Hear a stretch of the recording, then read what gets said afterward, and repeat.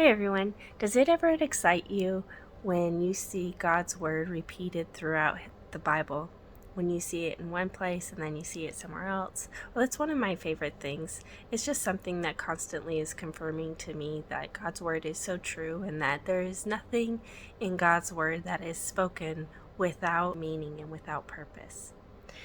In Exodus today, I was looking at a story that I actually really like. In this story, in Exodus, God has brought the people out, and they're at the base of Mount Sinai. And what God has said is, He said, I want you to consecrate yourselves for 2 days, and on the third day, wash your clothes, because I want to speak to you.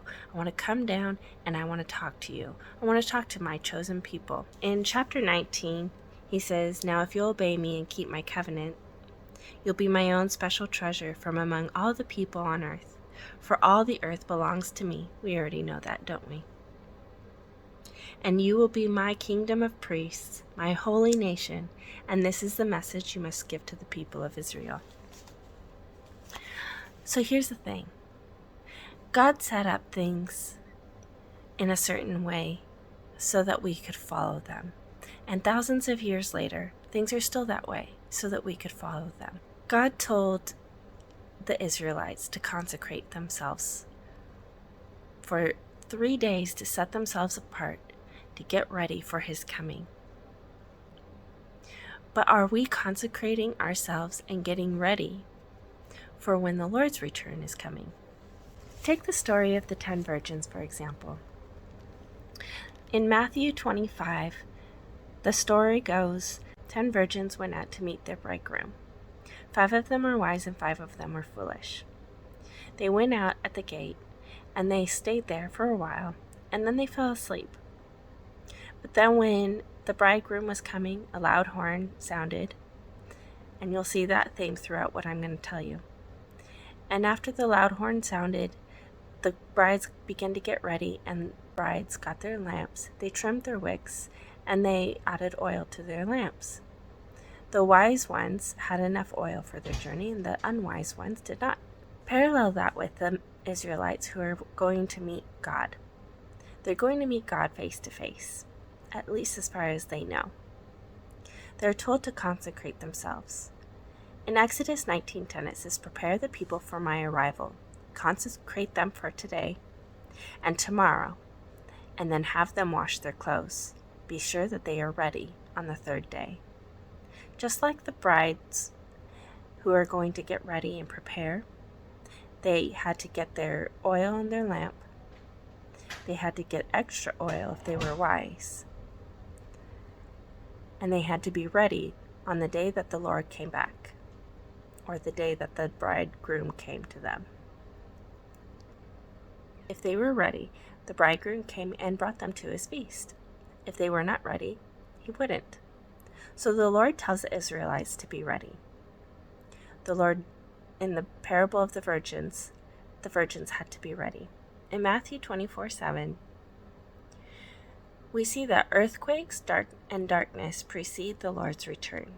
They're like an announcement of when God's going to be here. When Jesus is telling about the Lord's return, He says there will be famines, there will be earthquakes throughout all the world, and the first parts of the birth pangs will begin. But the Son of Man will be coming on clouds with power and with great glory. Let's compare that to Exodus. On the morning of the third day, this is in Exodus 19, on the morning of the third day, the thunder roared, lightning flashed, and a dense cloud came down near the mountain. That's where God was. God allowed the cloud to come down as He Himself landed on the mountain. The lightning in the clouds, the thundering, and the power of the Lord that comes upon the earth is what shows us that the Lord's return is coming. Now let's look at the trumpet. The trumpet announces the gathering of the Lord's people. Not just in Exodus, which we're going to see, but also in Matthew. So this is talking about actually the end times, when the trumpet sounds and the Lord brings all of His people up with Him. So let's look at Matthew.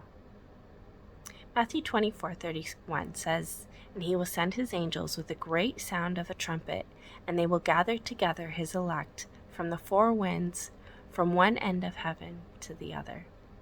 All of God's chosen people will be gathered. Now let's go over to Exodus. The horn announces the Lord's coming to them.